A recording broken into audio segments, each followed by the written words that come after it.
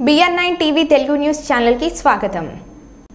రాష్ట్ర హోంమంత్రి అనిత పత్రిక వారితో మాట్లాడుతూ గత 5 సంవత్సరాలుగా గంజాయిని అరికట్టడంలో విఫలమైందని గత ప్రభుత్వాన్ని విమర్శించారు. ప్రస్తుత ప్రభుత్వం గంజాయి వ్యాపారాన్ని నియంత్రించడానికి చెక్ పోస్టులు మరియు టాస్క్ ఫోర్స్లను పెంచి డాగ్ స్క్వాడ్తో సహాయంతో తగు చర్యలు చేపట్టాలని పోలీసులను కోరారు. తెలుసు మనం ఎంత దారుణమైన సిచ్యువేషన్ అంటే అరే గంజాయి ఈ రోజు వరకు నిర్మూలన చేయడానికి 5 సంవత్సరాల కాలంలో కనీసం ఒక రివ్యూ కూడా పెట్టలేదంటేనే విచ్చలవిడితనం ఎక్కడ పెరిగిందో మనకు అర్థమవుతుంది. ఆఖరికి వైఎస్ఆర్సీపీ నాయకులు కూడా గంజాయిలు అమ్ముకోవడంలోని గంజాయి వ్యాపారంలోని ఇన్వాల్వ్ అయిపోయారు కాబట్టి వాళ్ళు అసలు దీని మీద కనీసం దృష్టి పెట్టలే. ఏమండి చింతపల్లి నుంచి జీమాడుగల్ నుంచి అటువైపు నుంచి అదేవిధంగా మనకు ఒడిశా నుంచి ఇలాంటి మల్టిపుల్ ప్లేసెస్ నుంచి మనకి గంజాయి సరఫరా అవుతుంది. మనకి ఎన్ని చెక్ పోస్టులు ఉన్నాయండి అని డిపార్ట్మెంట్ వాళ్ళని అడిగితే 3 చెక్ పోస్టులు ఉన్నాయని చెప్పారు. 3 చెక్ పోస్టులు ఉన్నాయి. ఎందుకు రాదండి లోపలికి?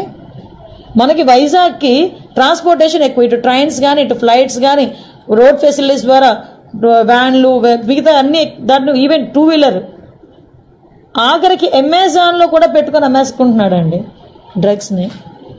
కర్రీ లీవ్స్ అని పేరు చెప్పుకొని అమ్మేసే పరిస్థితి కనిపిస్తూ ఉంది. నిజంగా ఇది మనం చాలా సీరియస్గా తీసుకోవాల్సిన ఇష్యూ. అంటే అంత క్రిటికల్ సిచ్యువేషన్లో ఈరోజు వైజాగ్ పరిస్థితి ఉంది. నేను ఎందుకు దీని మీద ఇంకా ఛార్జ్ తీసుకోకుండానే నేను రివ్యూ పెట్టానంటేనే ఒకసారి దీని సీరియస్నెస్ ఏంటన్నది ఆలోచించండి. నేను ఇంకోటి కూడా చెప్పాను, టాస్క్ ఫోర్స్ ఏర్పాటు చేయండి. ఈ రోజు నుంచే టుడే ఆన్వర్డ్స్ ఆఫ్టర్ 8:39 గుంపులుగా పిల్లలు ఎవరైనా ఉన్నా గంజాయిలు తీసుకుంటున్నట్టుగా రోడ్డు పక్కన ఉన్నా చీకట్లో ఉన్నా మీకు నచ్చిన పని చేయండి అని పోలీసుల వాళ్ళకి నేను క్లియర్ ఇన్స్ట్రక్షన్ ఇచ్చాను.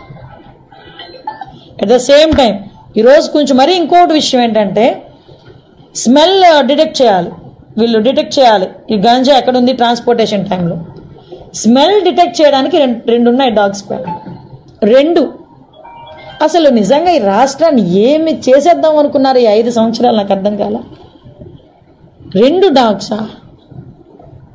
కనీసం వాళ్ళకి ఇంకొకటి ఏంటంటే పోలీసులు చెప్తా ఉంటే బాధ అనిపించింది, సీజ్ చేసిన వెహికల్స్ని వేర్ హౌస్ అనేది కూడా లేదు ఈ రోజు వరకు.